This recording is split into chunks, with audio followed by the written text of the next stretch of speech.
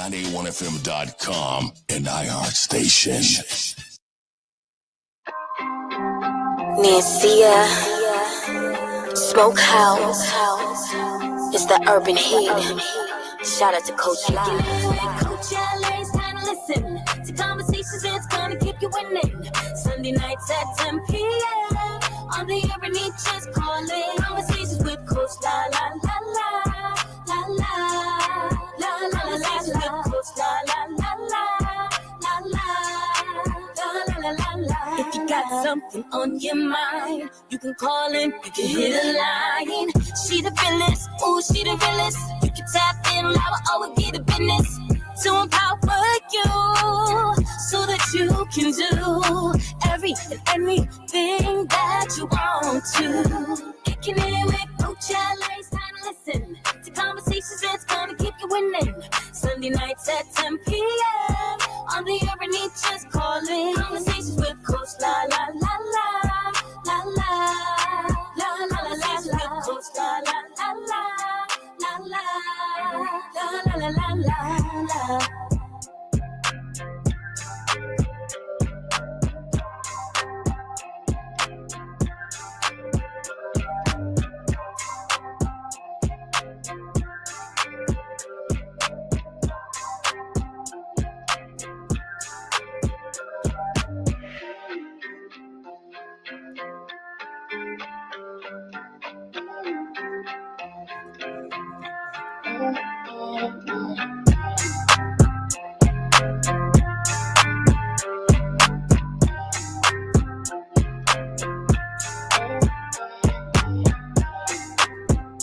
What's going on, beautiful people? How y'all feeling tonight?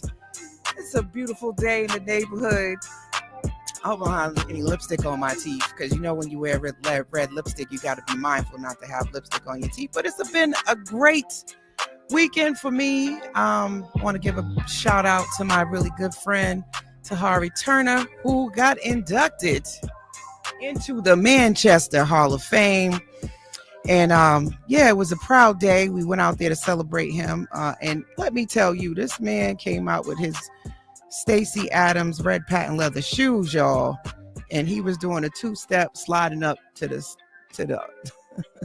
to the podium on his prime time. Okay, so shout out to you, Mr. Turner, on really doing an awesome job with your career. And just, it's a beautiful thing to get recognized for your accomplishments while you are still here. As they say, giving people their flowers while they're still able to receive them is a really wonderful thing. It's been really nice seeing that. What else did I do this weekend? So that I went away and I did that. I just came back from Connecticut. I had an opportunity to go to a brunch spot that was called Black-Eyed Sally's. And the funny story behind this whole Black-Eyed Sally concept is my friend was like, she wanted to go to a black establishment. So I thought that, when my friend said we was going to Black-Eyed Sally's, that he was telling us that it was a black establishment, not that it was a Black-Eyed Sally's. So I kept saying it's Eyed Sally's. Just a funny joke, inside joke. I thought that was kind of funny on my end. But it was a great time. It was a great time being with my friends. I've had these friends for about 30 plus years, and it's always good to get with them and to be able to spend time with them, and celebrate our accomplishments as a unit, as a collective. Trying to get on Instagram, y'all. For some reason, Instagram was giving me a little bit of problem, so I am going to try to get that working here. I have a in-studio guest today, which I'm super excited about having him join me. He's actually been here. This might be his third time getting on the virtual council. I guess he didn't get enough the first time, so he came back to get some more therapy, as they would say. So he's back, and this time we're gonna talk about brotherhood and boundaries. It is actually November. Yes, November, with the emphasis on the NO. And it's also Black Men's Mental Health Awareness Month. So I figured that this would be a great opportunity to really showcase things that are going on with men in our community, and to be able to talk about that. How do men set boundaries, and how do they experience their mental health on a day-to-day basis? How do they practice self-care and all of those good things? So we are actually going to have a guest that I think has a story to tell. He's an author, and he has written a book that I am excited to read. I actually got it. I thought I was going to read it on my trip, but I did not get a chance to read it on my trip. So he's going to have to beat me up, but he'll be all right. So he's actually from Mattapan, born and raised here, right here in Massachusetts. He has been in the inner city in Boston. And one of the things I love about his story is that he is not in a box, right? He has done a lot of things. I don't know who keeps trying to call me, but I'm not taking any phone calls right now. I don't know who exactly this is. Hold on, y'all. Hold on. But they keep calling back. Turn the volume down. I'm not taking calls right now, people. It's not call time. All right. So let me tell you about my guest for this evening. So born and raised in Mattapan, he's a Sagittarius. So his birthday is about to come up. He's going to be the double nickel. I believe that's right? No, 56, 54. He ain't the double nickel yet. I don't know why he been talking about the double nickel. He got me confused, like his double nickel was coming, jumping his age ahead. So his nickname is EJ, which is just the acronym for his first and last name. Many people know him as being very funny, knowledgeable. He has navigated through so many different things throughout his life, which has given him a very eclectic way of experiencing the world and also talking about the different experiences in the world. He has lived in Boston during the 70s, 80s, and 90s. So that tells you a lot about his background. And he's developed what he would call street smart. So we'll learn a little bit about that, because I think that will frame our conversation about being able to say no and setting boundaries. And as you know, back in those days, we were dealing with a lot of violence here in Boston, gangs, drugs. So he has a lot of experience of being resilient and being able to overcome a very tough time, I would say, for a lot of Black men in Boston. His educational background started in the Metco school system, which, as you know, that's always going to add a certain flavor when you've been bussed out, especially living in Boston. He went to Belmont, had early years of transferring into Boston Public Schools and graduating from Hyde Park High. But some of his notable things is he's both has a bachelor's, he's a licensed real estate agent, he's working on his MBA, and I think he's going to shed a lot of light on tonight's conversation, which again is about brotherhood, boundaries, and storytelling. So I'm going to give you some facts, figures as we go through the conversation. Without further ado, I'd like to bring not only the father, the author, but he's also a DJ and also a radio personality and one of my radio brothers right here on the Urban Heat. So welcome to the virtual couch, Mr. Eric EJ Jones. Oh, what's going on? How you feel? I feel good. You feel good? You came back. I didn't make the seat too hot for you? No, the seat wasn't too hot. It's always a pleasure. It's always a pleasure. Always a pleasure to have you here. I think I finally got the live to work on Instagram. Y'all know I'm engineering and troubleshooting everything up in this place. So finally got that to work. So now we're live on Instagram. So hello, Instagram. Hello, Facebook. Hello, iHeartRadio. You guys know, and I didn't say this when we first started, but I'm going to remind you that we are Boston's only Black-owned radio station on the iHeartRadio platform. And I say that with pride and with my chest, right? And I am Coach La La La, your favorite around the way therapist. And we're about to get this virtual couch started. So tell me, Mr. EJ, who are you outside of your accolades and community recognition? What's something that the audience doesn't know about you that you like for them to know about you that will really shape this conversation tonight? One of the things I could say about me, like outside of all those, different accolades, I'm a person who really digs deep in getting to know who Eric is. I spend so much time interacting with so many folks on different levels, doing real estate, DJing, Formerly doing the radio, working with my coworkers, doing, projects with my classmates and things like that. I just spend a lot of time, with myself to learn who Eric Jones is, because I think the more that I get to hone in on that to figure out who I am as a person, it gives me time to evaluate who I am to be an even better person for the people that surround me. My kids, it also gives me the ability to take certain approaches on different situations in certain ways, and just kind of reflect back on how could I have handled a certain situation a lot better than I did it previously, or like ongoing, how can I just be better? Yeah.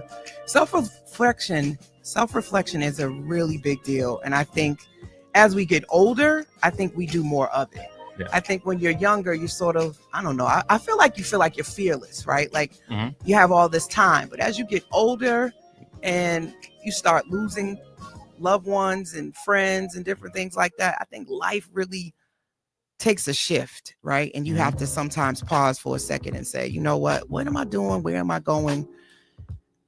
What's next for me? Yeah. Right? You can't really just sort of take everything in stride. You have to be more intentional and more strategic about your movement. Mhm. Often when you're younger, elders are trying to tell you, make decisions now that you can be proud of later. And you often feel like you got all this time. Yeah. So I love that you said that you spend time getting to know yourself. Curiosity, what does that look like? What does a day in life of getting to know you, what's that entail? It just entails, as I mentioned, just taking a deeper dive into just figuring out who Eric is, because in the past, I haven't always made like the right decisions. And again, there's certain situations that I've faced where I could have handled things a lot different, right? Mm-hmm. So being older, 53, being a grandfather, having adult children, it gives me time to look back on my childhood as well as my teenage years, coming into an adult and still making mistakes, you know what I mean? So it just gives me the opportunity to really evaluate life, evaluate what's important, what means the most to me, what means the most to my family, and just my overall interaction with people that I come in contact with. Yeah. One of the things you said in your bio was that experiencing trauma within the city really instilled in you to change the narrative, Mm-hmm. and to not duplicate the process that you experienced Mm-hmm. as part of your past growing up. Mm-hmm.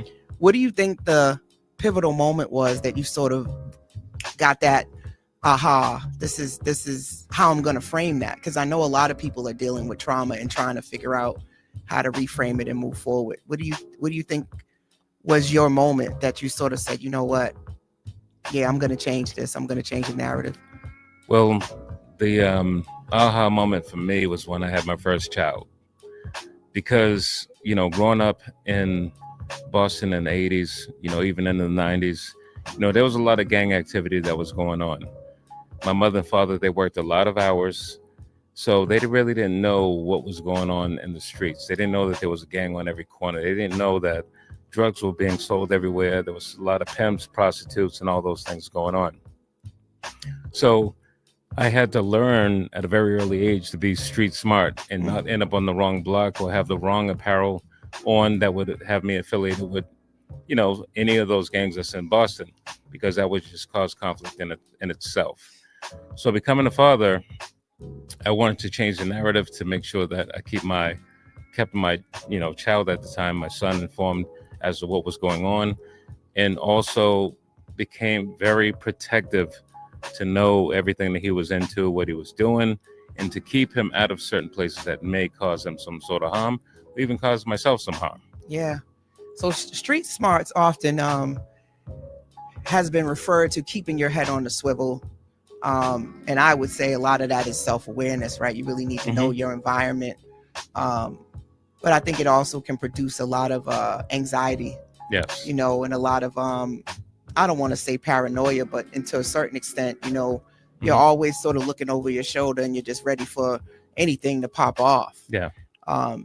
Do you agree that sort of also was some of your experiences of trying to navigate the street smarts, but it Yeah, causes it a lot was- of anxiety. Yeah, most definitely. I know coming through junior high school, you know, in the 6th grade, going to Thompson Middle School, you know, a lot of the kids that I went to that were in class with, you know, in the 6th grade, some that were in the 7th grade, 8th grade. As time went on and those gangs started to form, some of those kids that I played in the schoolyard with and we were all getting along, now a lot of them have kind of like shifted off to rival gangs, right? Right. So I'm still cool with these guys. So it's like if I'm having a conversation, if I bump into one, I'm having a conversation with one of my friends, he might be beefing with another one of my friends from another gang. So it's like I gotta keep that conversation short, because if these guys roll up and see me talking to one of these people, now I'm guilty by association and something could happen to me, and vice versa. If I'm shifted on the other side, it's kind of like, oh, we see you over there, you know, we're beefing with those guys, but you're over here with us sometimes, so we don't even really know if we can trust you, because we don't know if you're trying to play both sides of the fence. So just trying to navigate that in itself was tough. Yeah, in middle school, trying to navigate that, you know, everybody at one point is all on the same team, and then you're not. Yeah. Now you were big into sports too, and I'm assuming sports helped a lot. Yeah, I played football all throughout high school, and then after high school, probably about maybe about 10. No, I won't say 10. Maybe about 8 or 9 years after I graduated high school, I started playing semi-pro football. Yeah. So a lot of the men that I've spoken to often, when you play sports, that was like your covering in a lot of ways, because you were in sports. It's also bridged some of the beefs, you know, because of sports. Yeah. So I know that is a huge factor in your navigating, is that you're also an athlete. Yeah. Now, you may or may not know this because you've been here, you know, a couple times, but this season has been all about the pivot, and particularly this part of the season, because this is part 3 of the series, is about reinventing. And this is episode 143, aka I love you, right? 143. Remember, you ever text that? You used to text that back in the day? 143. That was part of, you know, I know you had a pager. Yeah, I had a you had a beeper, right? Come on, we don't make me look like I'm the only old one on here. I'm sorry, I'm seasoned, y'all. But yeah, so 143. Today's episode is 143. This is my 143rd episode. Wow. So tonight we're talking about saying no to silence, Black fatherhood, mentorship, and stories that heal, right? And often I think men are taught, and you tell me what you think, that talking about their feelings and talking about things is not helpful. What's the point? What do you think about that statement? I think a lot of, I mean, I won't say that that is viewed as like, you know, it shouldn't be talked about, or what's the point. I think that the way that the community is like framed when it comes down to men, we're not really supposed to be expressing our feelings and our thoughts, you know, and a lot of times we have to deal with things in silence, because if we start talking about it, then we're looked at as being weak, or we're just complaining, or that word that they use, or you're a simp, right? What does that mean, a simp? I'm not really sure if I know the exact topic. I mean, not topic, but the exact definition. But some people will explain it to me as to what it means. You know, it's more so termed like when you're in a relationship and a woman kind of like runs all over you, or if a woman has, let's say, guys in a relationship with a woman, and she goes outside the relationship and she has a child by another man, and that guy that she's with, that she's cheated on, accepts it. So that makes you a simp. I mean, that's what I'm being told. I'm not saying it. I'm not saying that. So basically, men accepting some of the same stuff they put out.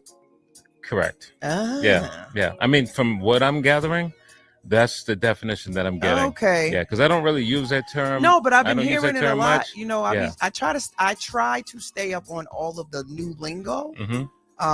But simp, I was like, what does that mean? You trying to say he's a shrimp? What are you trying? Yeah. What? But most times You know? when people say that to me, I dig a little bit deeper into it because I want to know the definition of what that means. Yeah, and that's why I asked, you know, because for those that have never heard it, that are listening to the show and they're like, what is a simp? Yeah. Right. I got to do a whole, what do they call that? An appendix with key terms discussed in the episode. Yeah. So simp. Okay. So I think we used to just call that a sucker back in the day. Don't be a sucker. Yeah, that's what we that was what we said. You know, he's a sucker. Yeah. You know, but simp, I don't know. I don't know if I like that. Yeah. I don't think I like that at all. So, all right. So what were we talking about? How did we get on simp? We were just discussing about like men being able to express their feelings openly. Yes. Yeah. So I mean, by doing that, right, that means you're a simp. Yeah, I mean that's what they you know, you're soft, you're weak, you're a simp, and so on and so forth. And that's why a lot of times, you know, most men have to, you know, a lot of things that they deal with, they have to deal with it in silence. Because even if you look at social media, right? I look at it all the time. Every once in a while, you have a guy that will come in and chime and says how he feels about being in relationships with women and how his take on women and so on and so forth, right? Then I'll look under the comments. Not that I'm really interested in what the person is saying, but I look at the comments and the women are just firing away at him, like, "Oh, you know, you must be weak, and this is why you can't find yourself a good woman," and so on and so forth. But flip the script. You know, you'll have women that come onto social media. They'll say, there's no good men that's out there. These guys don't want to work. All they want to do is stay home, play video games, smoke weed, drink beer, so on and so forth, right? No one really says nothing about that. And men don't even really, for the most part, men don't really even chime in on that. Because I think part of the reason why they don't is because they might feel like, well, if I chime in on what this person's talking about, these topics, then that's going to show that I'm feeling some sort of effect by their comment, and maybe they might think that I fit under that category of everything that they're explaining. Yeah, and you know, I've learned, and you know, again, I'm a woman. I've learned that a lot of times men will opt not to even entertain conversations that they feel are irrelevant or. Yeah, I know I don't at all. You know, like they'll just be, you know, they're not engaging in anything that they feel is irrelevant or, you know, not worth their time. They're not going. Most men are not going to go back and forth with you about something. No, they're gonna say what they mean what they say, and that's it. Yeah, that's all we're doing. Yeah. So that being said, so we now know what a simp is. We know that, you know, there is some societal constructs around expression of feelings and emotions. Yep. And I'm often wondering if that's what feeds into the fact that most men that are diagnosed with a mental health condition each year, 1 in 5 actually, yet only 30% seek out help. Right? I think there is a constant sort of pressure of just man up, right? Just deal with it on your own. There's no need in talking about something, and what's the point of talking about it if you can't give me a solution or you can't fix the problem? So like my male clients have said, just talking about this doesn't help, right? I need a solution. So I found that they need resources, strategies, not just to sit and talk about how bad it is, which I think everybody for the most part need that. But I think more so men express, just sitting here talking is not helping me. And I've often expressed to them that just like you would go to physical therapy for like your knee, that coming to therapy is similar to that. It's almost just mental therapy to just work it through, get it out. You get some of your best ideas when you're no longer stressed and you sort of have a clear head and you can actually put everything out there, the pros, the cons, the good, the bad, the ugly.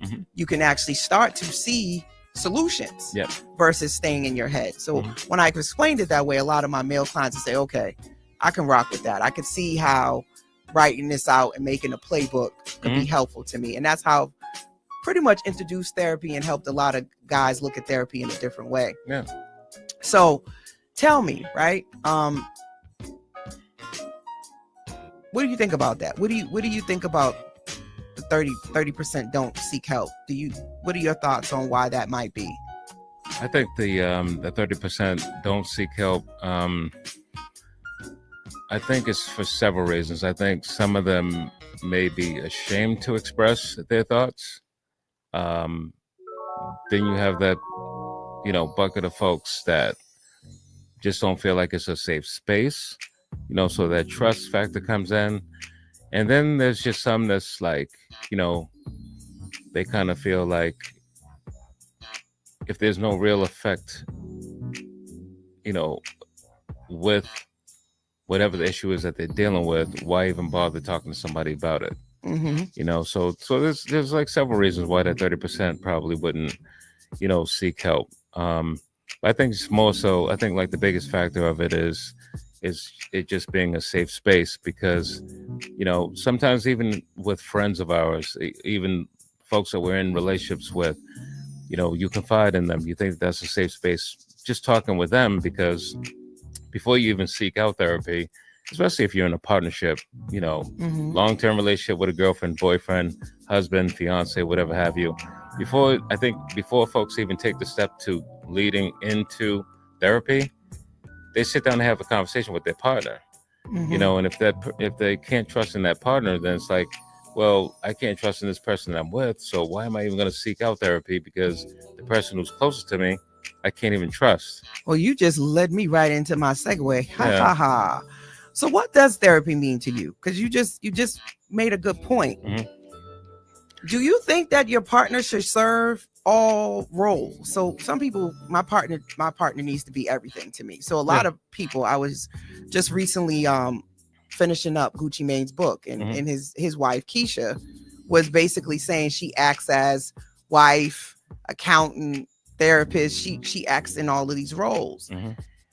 But do you think that, some of these things that we bring into relationships are kind of heavy to have our partners sort of have to hold and grapple with, that you should maybe take it to a therapist instead of putting it on your partner?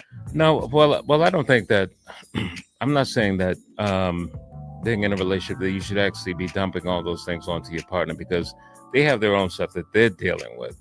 So if you're taking everything that you're going through and you're adding it onto all the stuff that they're going through, then that person's going to end up like losing it. You know what I mean? But don't you think that that's what most people do in their relationships, though? Is that, like you said, if you have somebody that you feel safe with, and you're opening up about your past traumas, your fears. I mean, it's a lot to hold in some relationships. People got a lot to unpack. But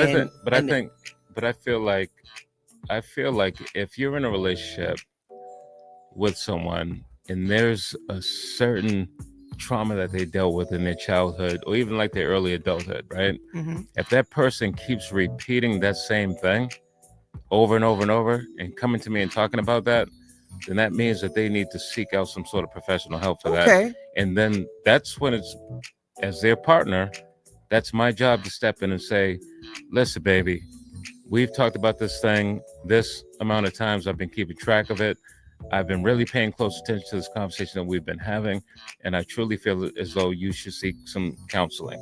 And I'm going to put my best foot forward to help you, find some resources that can help you get through this situation that you're dealing with. So I'm not saying that your partner should actually be like your counselor, your therapist, and all those different things, because, pretty much for the most part in relationships, they're there as your support person. And part of that support is to help you get to where you need to be so you can be in a much better frame of mind and state of mind. I love how you framed that about, I see that you've shared this a couple times, seeking out professional help, but a lot of people get defensive when you do that, right? Or feel as though when you say that you don't want to hear about it anymore. When you say that. So it's interesting because I think for the most part, most of us do serve as that support system for our friends and our family and our partners.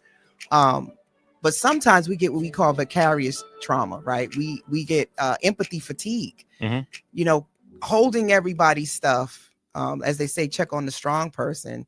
everybody comes to you because you got good answers, good strategies, but where do you go with holding all the space for all of these people? And I think that's what happens with me a lot. Yes, but I think that when you think about, most times we only think about providing with men being financial, but a lot of times men are providing that emotional support. They are the go-to people for everything, every problem. Their kids are calling, their partner's calling, everybody's calling, and he's supposed to have a solution or a way to fix it, right? Men are just supposed to have all the answers. And y'all can push back on me and say, no, that's not the case. You know, it's women. But I think for the most part, when we think about men being providers, we're thinking that you're going to solve it. I know when my dad was here, I was calling about everything. My car, the house, the guy I'm dating, school. I mean, you name it. I was calling him about everything. And he usually had some kind of strategy or solution. So that being said, you know, how do you navigate all of that? And then however your experience has really shaped how you father. So for me, I just know, like, as a father, you know, having 3 children and now a grandson, well, my grandson will be 13 years old. I know that I'm the person, as far as like protection mode, guidance, just advice, overall advice about whether it be relationships, jobs, schooling. You know, my oldest son, sometimes I talk to him about certain things that's going on with his son. My way of like really navigating through that whole process is really taking the time out to really listen to what they're expressing to me. Instead of like just sitting down across, you know, the table or standing there talking with them and trying to form the solution before they finish talking, I let them talk first. I take a brief pause. I evaluate everything that they said to me, and I'm already formulating some sort of strategy for them to navigate through whatever it is that they're dealing with. Because for one, that just lets them know that I'm actively listening to what they're saying, and I'm not overstepping their boundaries by not giving them the opportunity to express how they're feeling. Really wise wisdom. So we call it active listening, right? Giving them an opportunity to say whatever's on their mind. How do you guide them? Like when you think about, because right now I got a 20-year-old son, and how do you give them advice without telling them what to do? The way that I give them advice without telling them what to do is I map out some sort of like plan for each one of them to give them some sort of like blueprint as to, listen, if you do this, this, this, and this, you can retire by this age. If you find a job where, you know, that requires you to work there for 23 years, with you being this age, you can actually retire at this age and continue to work only if you want to. If you take a little bit of money and save here and invest in this property can, you know, the value of it can increase. You can pull some equity out of this, and then you can do this. So I'm not, by telling them that, it's like, it gives them the opportunity to walk away from the conversation and say in their head, like, wow, I just evaluated everything that my dad said to me, and this makes a lot of sense. He's older than I am. I know these are probably some of the things he wants for himself, but he's just trying to give us the blueprint because, you know, he's not going to be around forever. There's going to be a point where he's going to leave this earth. We're going to be here. He's just trying to give us the best guidance that he can, just so we can be good and be able to take care of ourselves and be well off. So those are some of the... So you sound like you're an educator. Yes, I am, for sure. And I know at this stage, right, a lot of it is coaching and educating and allowing them to make their own decisions. But man, is it hard watching them fail. Yes. Right? It's very hard watching them make mistakes that you kind of know, and they still do it the way they want. So you wrote a book. Yes. Talk to me about this book. So I wrote the book, The Scars That Healed, back in 2022. For me, it was, after losing my sister in 2020, she was my best friend. She was my sister. She was pretty much my everything. So after losing her, I can say that I fell into depression. A lot of the things that were going on around me, at the time I was working towards my, bachelor's degree at Curry College, also working my full-time job at Delta Dental in Massachusetts. It's like my focus was kind of off, and my supervisor was able to see that my focus was off. My professors at school saw that my focus was off because I'm trying to still keep on going, knowing that I lost her and knowing that I'm never going to be able to have a conversation with her, right? So I'm trying to occupy myself by doing the schooling, by doing my work and all those different things. And then it's like I started to lose track a little bit because now they're reaching out to me saying, hey, what's going on? My professors are like, your grades are always great, but they're slipping. Is there something I can help you with? Do you need extra help? And I know I don't need extra help. It's just that my mind is so consumed with the loss of my sister.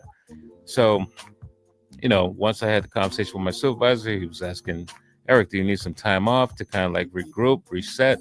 And I'm like, no, I don't need any time off. If I'm sitting around doing nothing, that's just going to make things worse.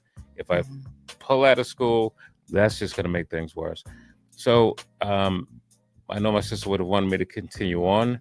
So my way of continuing on was sitting down, actually writing a book and like jotting down a lot of things that I went through in, throughout my life from being a child into manhood.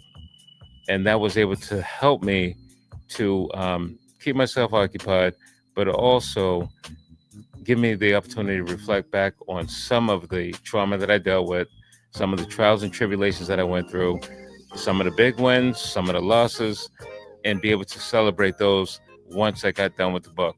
So once I ended the book with like me graduating from Curry College in 2022, which is when the year that my book was actually published. So, there were times where I started writing because my memory is so vivid. Like I can remember back when I was 5 years old, like my memory's still that sharp.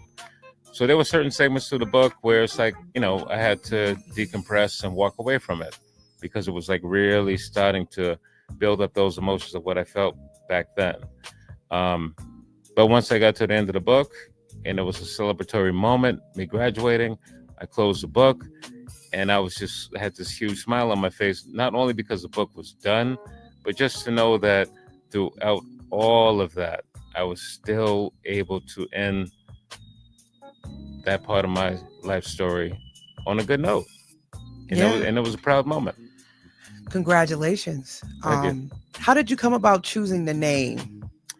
The way that I chose the name was because some folks, they saw the title to the book, The Scars That Heal. So people having this feeling in their mind like, oh, this guy must have scars all over his body.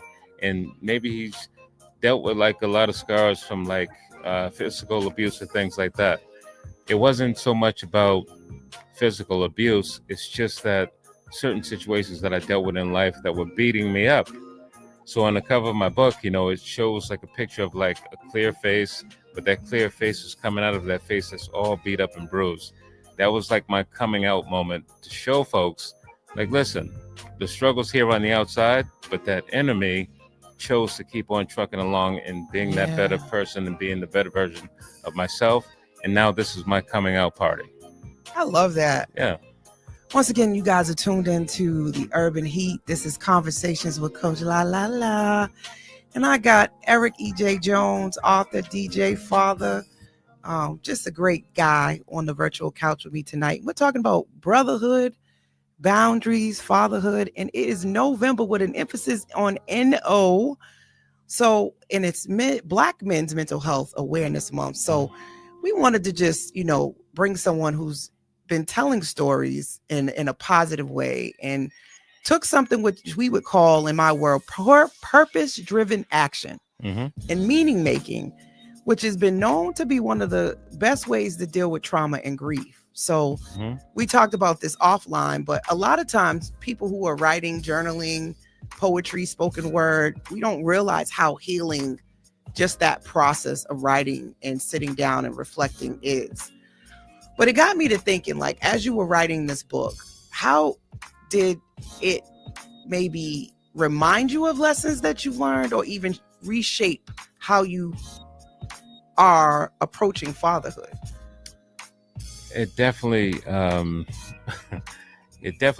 gave me the opportunity to reflect back, to reshape the way that I look at fatherhood.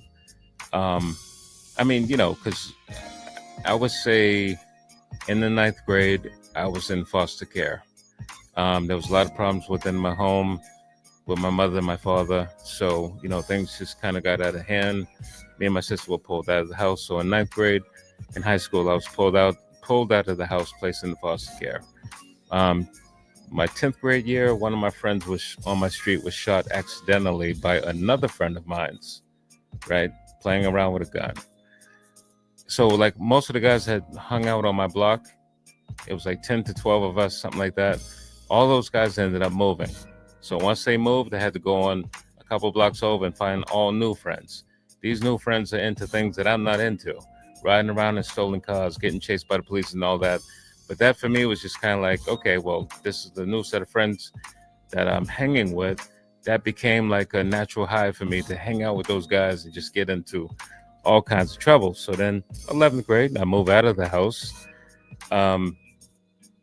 because now that new life of getting into all of types of mischief, I got a high for that. So that's what I really wanted. I didn't really care about being in the house with my parents, my 11th grade year, cutting school, not really going like I should be going. And then all of a sudden, like 12th grade year, I moved back home because my mother asked me to move back. And now I'm trying to play catch up for the 9th, 10th, and 11th grade where I really wasn't too productive. And then after, coming out of high school, that same year, my son was born.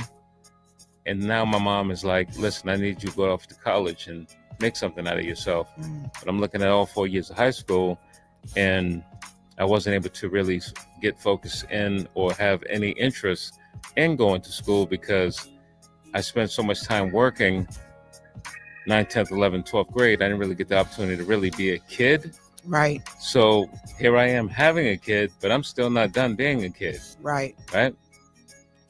So, so as far as like because as you know, like back when we were in high school, oh, you want the name brand stuff? You want the Adidas, you want the Nikes, you want the Calvin Kleins, you want the Levi's, you want that stuff, you're going to have to work and pay for it on your own.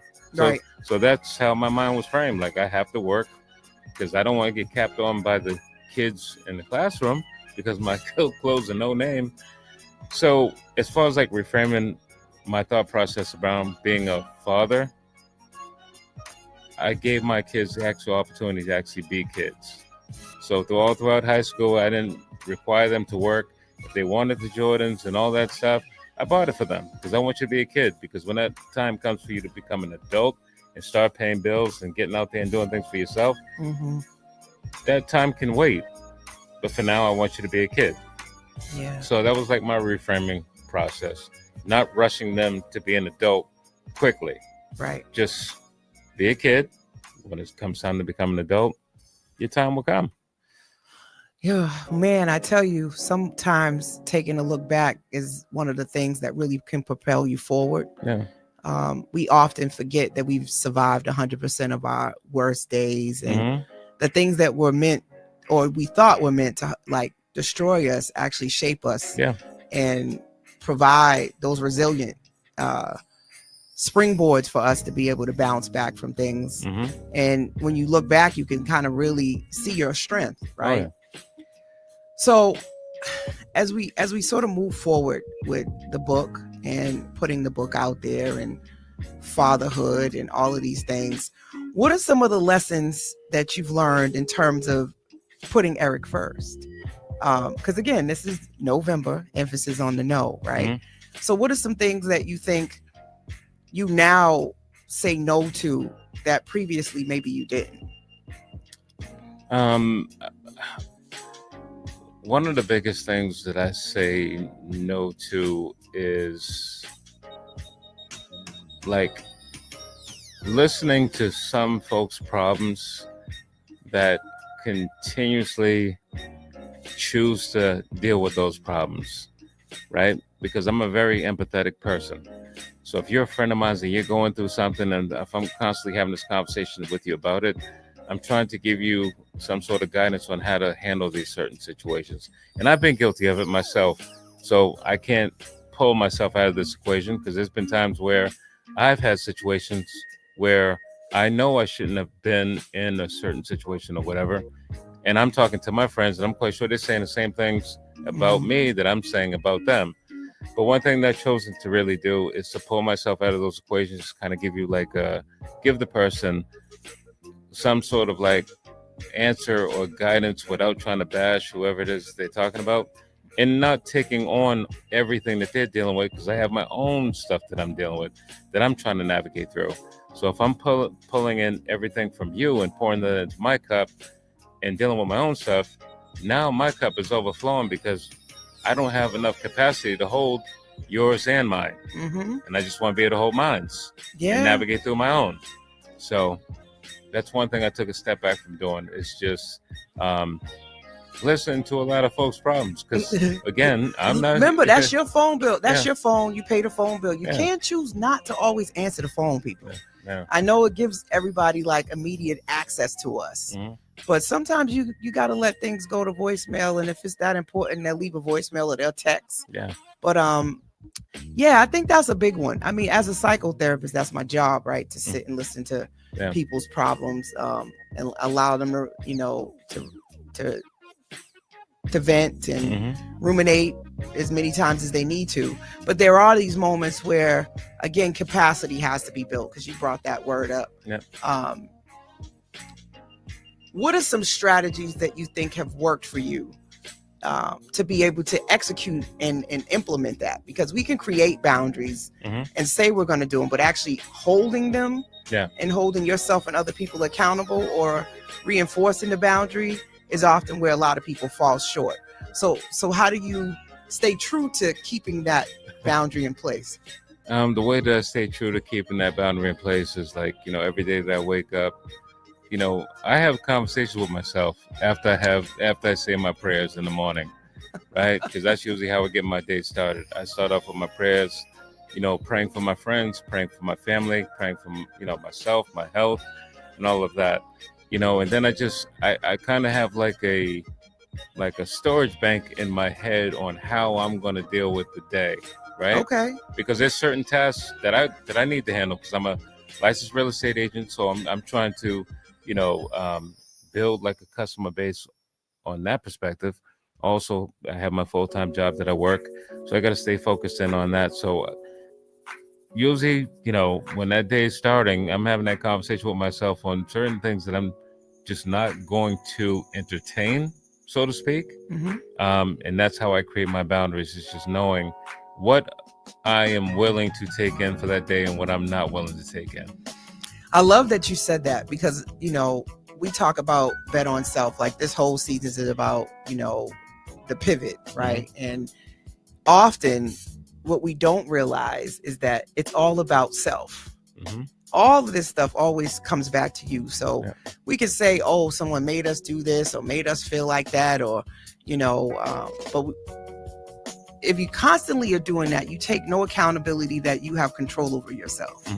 What you are doing when you say those things is that you're allowing other people to control your mood, your actions, versus you controlling it, right? Like, and if you say, you know what, this is how I chose to respond, this is how I chose to react. But when you say, you made me feel, or you made me do, you give up your power, right? And so I love that you're setting intention on how you want to show up, what you're going to entertain and what you're not, because I think self boundaries are some of the hardest ones. I think often we can neglect holding ourselves accountable to the things we said we would do long after the mood we set it in has left us, right? And so I love that you always are reflecting and holding yourself accountable. Now, again, that's easier said than done. What happens when you don't hold yourself accountable and you engage in something that you said you wasn't going to do, because I know that eats us up, right? I said I wasn't going to talk to this person anymore. I said I wasn't going to do this, and you do. Yeah. How do you handle that, Mr. DJ? It's that in itself is something very tough to deal with, try to navigate through, because yes, it is. One of the biggest things that I always tell myself, because I was always guilty of doing this, is allowing folks to pull me out of character, right? And I told myself, as I've gotten older, that I wouldn't allow folks to do that, and or allow myself yeah, to do that. Yeah, or even allow. Yeah, exactly. I think, but that's the power of words, right? Mm-hmm. I am not going to allow myself to do things that are not in my character. Yeah. Right? Mm-hmm. Doesn't that sound so much more powerful than I'm not going to allow other people to pull me out of character, because it's still giving them power. Yeah. Right? It's pretty much saying, you know what? If you poke me enough, you get underneath my skin enough. Yep. If you keep on nipping at my boundary enough, I'm going to cave in.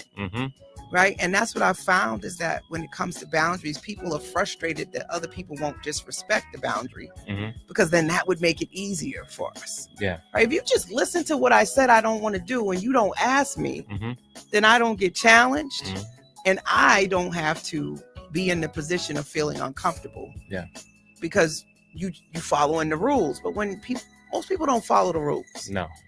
Kids, especially kids. You tell kids all day long no, and they're gonna come back later and ask you again for the same thing. So how do you be 10 toes firm in your conviction with your no? Because a lot of people struggle with this. Yeah. The way that I really try to stay 10 toes down with my solid no is I really have to, before I react, I take time to actually evaluate the person, their intent, what's the content of the back and forth or whatever have you, the argument, and just see if it's even something that's even worth me entertaining, because 9 times out of 10, it's not. That person could have had a bad day, or it could be something that's going on personal in their life. Yeah. And they just don't know how to handle it, So a lot of times that comes into play when it comes to people like trying to come for your neck, because you don't really know what their backstory is and what they're dealing with. It could even be a family issue. I think that's very true. We just don't know, because they're not willing to tell us. It's like, you're the first person that's there. I'm going to lash out at this person because of whatever reason. Maybe you just do something a little bit better than they do, and they're just feeling some sort of way, but it's really not that. It's something else that's going on behind the scenes, because there's good point. Yeah. Most times the things that people are doing that we don't want them to do, it has nothing to do with us and everything to do with their situation. Their back's up against the wall. They really don't feel like there's anyone else. And secondly, if you might have a history of caving, right? So they know if they keep poking, keep coming, you're eventually probably going to say yes. I think that's the hard part, is being okay, being uncomfortable, and being okay with people being upset with you saying no. A big one that came up for my client was saying yes to things because she was trying to have leverage. And it was also connected to, well, if I do all these things, I'm doing this because eventually I may need people to do it for me. So I'm constantly saying yes, and I'm running around even if I don't have the capacity, because I don't want somebody to tell me no. And when you start really understanding your inner workings and what drives you, you'll realize that this always comes back to self. So that brings me to my favorite part, right? Our bet on self moments. Oh, I lovely bet on self moments, right? Bet on self moments are those defining decisions, right? Where we choose healing, growth, or change, even when it's uncomfortable. The power of the pivot. Betting on self is not about selfishness, but it is about being able to build your capacity. And I think you build capacity by really understanding yourself. So can't believe it. I mean, this hour just went by so fast. Shout out to everybody that's tuned in. I see y'all. Instagram is popping. Dr. Armstrong, I see you. What's up, LaDonna Hampton? You're my booze on here. I saw a couple other people on here too. Coach Latasha, how you doing? Appreciate y'all for tuning in. And everybody on Facebook. One of my brothers from another mother, Mr. Scotty Rose, thank you for tuning in. He's been making some really awesome comments about how to talk to your partner and also how to guide your children. Tony Bone, how you doing? Thank you for tuning in. I appreciate you very, very much for coming and having a conversation with us today and joining us on the virtual couch. So, bet on self moments. Defining moment, either past, present, or future. Mm-hmm. Tell us about one of yours. One of my bet on self moments, I would have to say I'm actually currently working on is career based, and that is to get licensed to sell life insurance and medical insurance. Okay. We definitely need more representation in that field. Yeah, because I every time you go into social media, it's like looking at obituaries every single day. Every time you turn around, someone's, dying. Someone's, sending out condolences to someone's family. And a lot of those things that lead up to death are, medically related.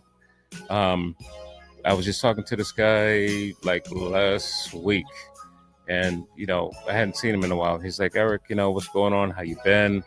He's like, make sure that you get into the doctors and get your checkups and things like that. And I felt good that he was telling me that. But that's something that I do at least 3-4 times a year. I do my annual physical. I get my blood work done.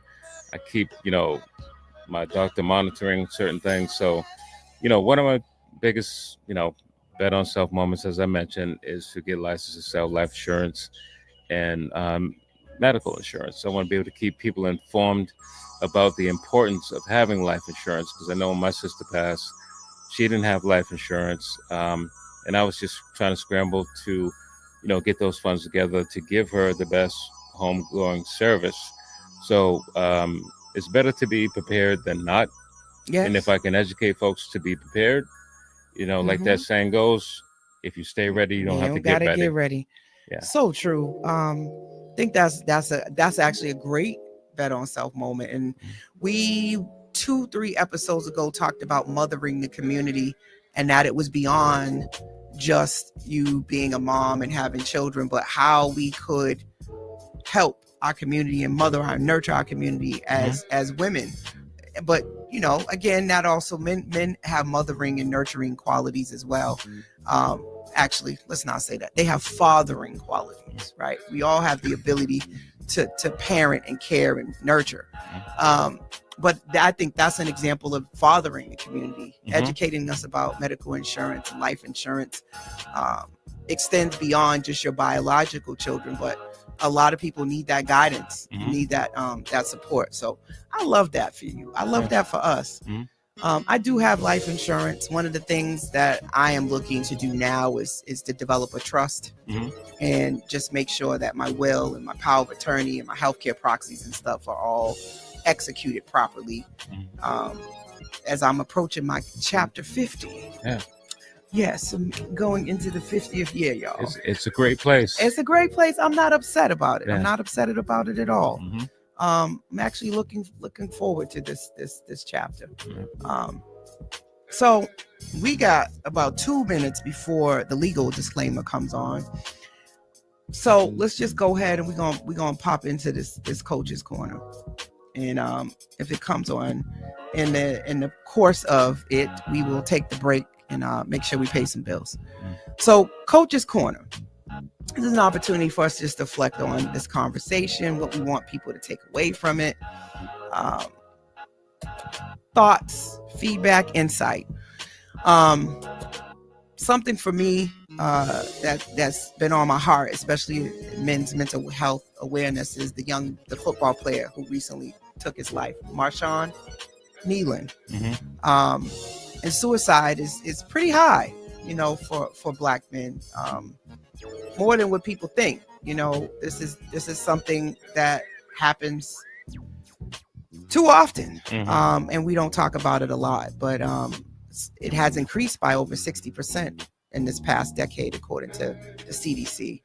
So this is a real thing. Yeah. And him being 24 years old really was heavy on my heart. So when I think about Coach's Corner and I think about Black men's mental health especially, I just want us to take better care of our men. Mhm. I think often we are harder and we talk about the ones that are not doing what they're supposed to do. All right, hold on, here we go. We are the Urban Heat. Expect the unexpected.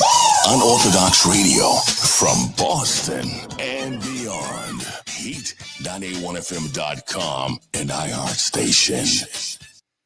So we often talk more about the men that are not doing what they're supposed to do. And I think it's like having that child that in a big family where they focus on the kid that's always in trouble and they never really focus on the kids that are doing what they're supposed to do. There are a lot of men doing a lot of great things that hold it together for a lot of people and feel very unappreciated, right? And no one checks in to see if they're okay. And I think we have to do a better job. There's a lot of young men, especially when I think about Marshawn, a lot of young men who take on the responsibility of provider. And there's a lot of young men that have absentee biological fathers. But there's villages of men who step in the gap to be mentors, father figures, stepdads. They just a lot of great men out there. I don't think we talk enough about them. And so when I want to spend some time really giving men, especially men like you, your flowers and your recognition, and just more people to say, hey, you all right. Granted, y'all gotta, be open enough to talk about y'all struggles, but I think we can start with just at least being willing to listen. Yeah. What do you think? I agree with that wholeheartedly. A lot of times, as men, we take on so much responsibility, for our children. And sometimes, we take on, as men, we also take on other children as our as our stepkids. And I think a lot of times people don't understand, like, especially if it's a man who has children from a previous relationship, right? He enters into a new relationship. That woman has 1, 2, maybe 3 kids, right? They get married and so on and so forth. That's now 6 kids that man has to deal with, right?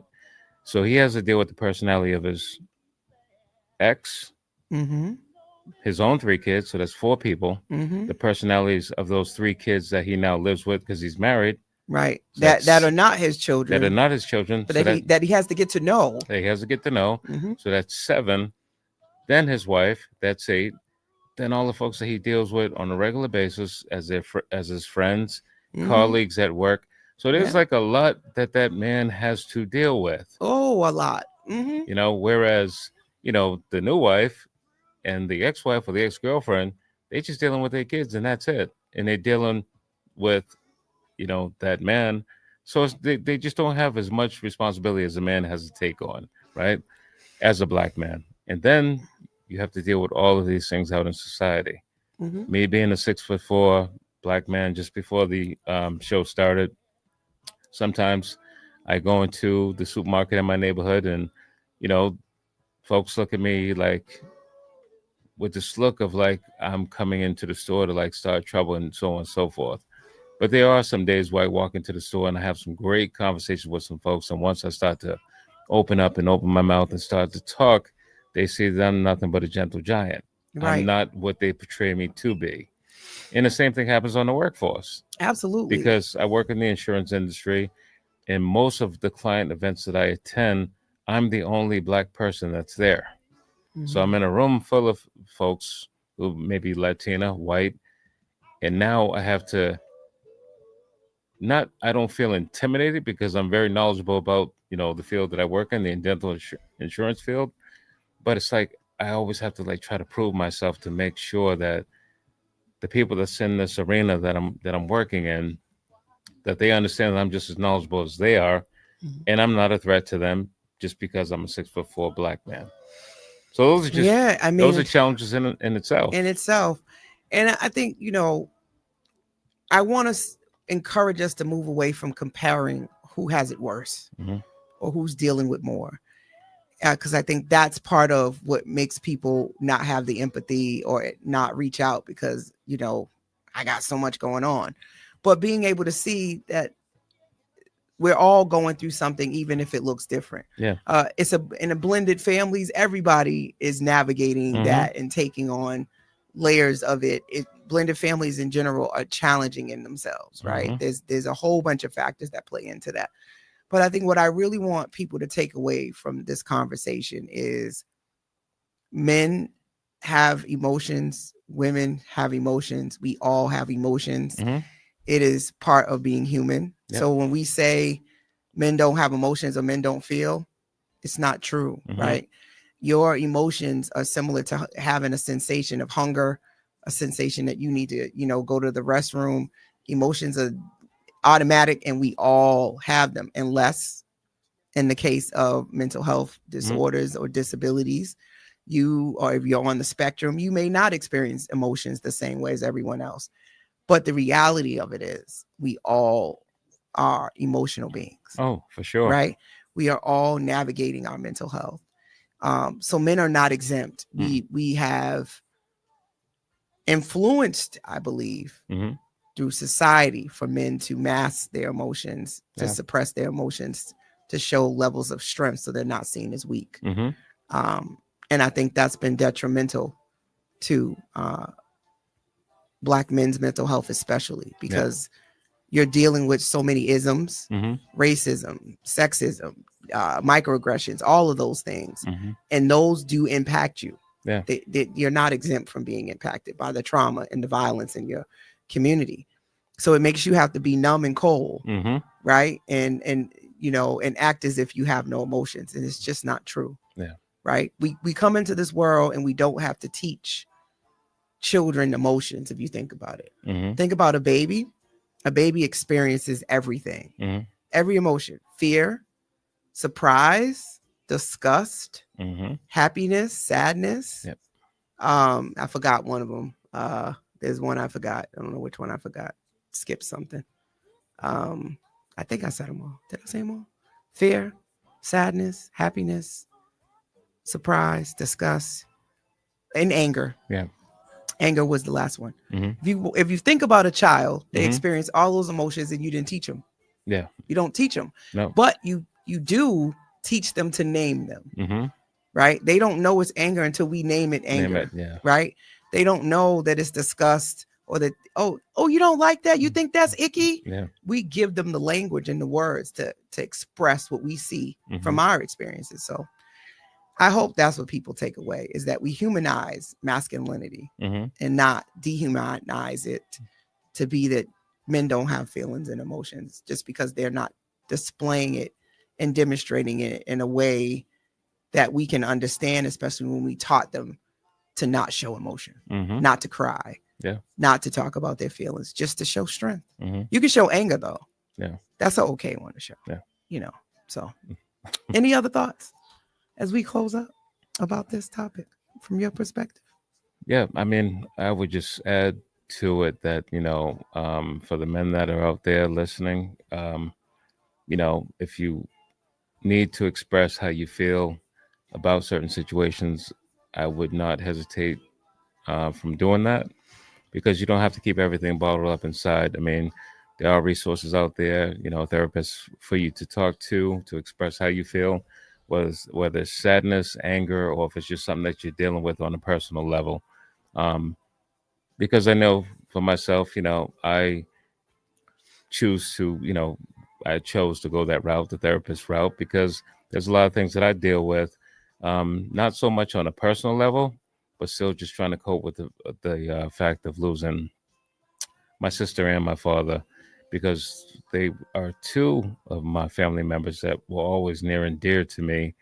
And just not having them, it became like an adjustment, because I was so used to talking to my sister every day on the phone, talking to my dad every Friday. So Fridays don't even seem the same anymore. I used to look forward to the weekends because it's payday and it's time for me to get outside. But that's why I spent a lot of my time talking to my dad. So the weekends just kind of are like a blur. And I try to put that filler in there to do something just to eliminate that thought process of like missing them. So again, for all the men that's out there, don't feel bad about expressing your thoughts, your sadness, your happy moments. Don't feel like, you have to keep those things bottled up inside, because that will stress you out even more, just keeping it to yourself versus being able to sit down with someone that you can trust and to talk those things through. So true. I just want to make sure I extend, a space that I am taking new clients. I have 2 clinicians that are taking new clients. But seek out the support, mentorship and just guidance in general is one of the things that really do help men. Support, community, other brothers, right? So having your strong men around you and brothers around you that you can talk to, if a therapist, just having guys that you can have those hard, vulnerable conversations that you hold each other accountable. That is so important. And research says it. I've seen it. My clients report it. But if you don't have some good brothers, I know James Lambert III tomorrow is doing bridging conversations, which is going to be a series of groups for men. So there's a lot of spaces and places. Follow my group Conversations with Coach Law. On Facebook, I'm constantly posting resources and groups and different supports for men. Because my dad talked about a lot of these things. So I know that men go through different things because my father was just dope like that. He had strength, but he showed vulnerability, and it didn't make him seem weak to me. It made him real. It made him human, and it made him approachable. It also made him understanding. And my dad was 6'5", about 315 pounds, give or take. And so big guy too, very similar to you. So his stature took up space, even if he didn't open up his mouth and say anything. So so hope you guys got something out of tonight's virtual couch. Appreciate y'all all for tuning in. Everybody on Instagram, Facebook, YouTube, LinkedIn. I see y'all. I appreciate you. Any other closing thoughts from you, Mr. Eric? If not, we're going to wrap this thing up, get off this virtual couch, because I know you hot over there moving in your seat. You're like, yeah, coach, I'm ready to go. Ready to go, coach. Put me in, coach. No, I don't have anything else to add. I just want to say, extend my appreciation, for having me on the show tonight. And again, tell them how they can find you. You can find me on Facebook under Eric Jones Sr. And I'm on Instagram. I think I'm EJ Spin 1218 on Instagram. I don't think you got the 1218 after, but I got. Yeah, I think it's just underscore. I think it's EJ underscore Spin or something like that. Yes, that's what it is. Yeah. And how can I get your book? So you can get my book just by going on Amazon. So just go to Amazon.com. Type in the title to the book, The Scars That Healed. Might require you to add my name as well. You can put The Scars That Healed dash Eric EJ Jones. You should be able to find my book there. Awesome. So make sure you guys follow him. Go grab the book. I'm sure you got some book signings coming up anytime soon. I'm actually thinking about doing some, not during the winter, but in the spring. And I'm actually going to get started on writing my second book. All right. Soon. Another bet on something. When you heard it here first, right on Conversations with Coach Lyle, we get another book, y'all. So next week, make sure you tune in. We got the season finale. I know you guys can't believe it, right? Season 8 is wrapping up, and we're wrapping up with none other than the spoken word artist Rebecca Dupas is coming on to Conversations with Coach Lyle. She is the spoken word artist that went viral with the poem called How to Slay a Dragon, and also Breaking Up with Women. So I am excited to have her on the virtual couch with me next week. She's also coming to Boston in December with her one-woman show. If you're looking for me, make sure you follow therapist_coach LA. I will be out in Revere this weekend doing the Rethinking Mental Health Conference that's being held by Simple Coaching Inc. You can still get tickets for that. Just follow my page. It's been a great time talking to you, Mr. EJ. Till next time, you guys stay blessed and make sure you do what? Bet on self. See y'all next week. Good night.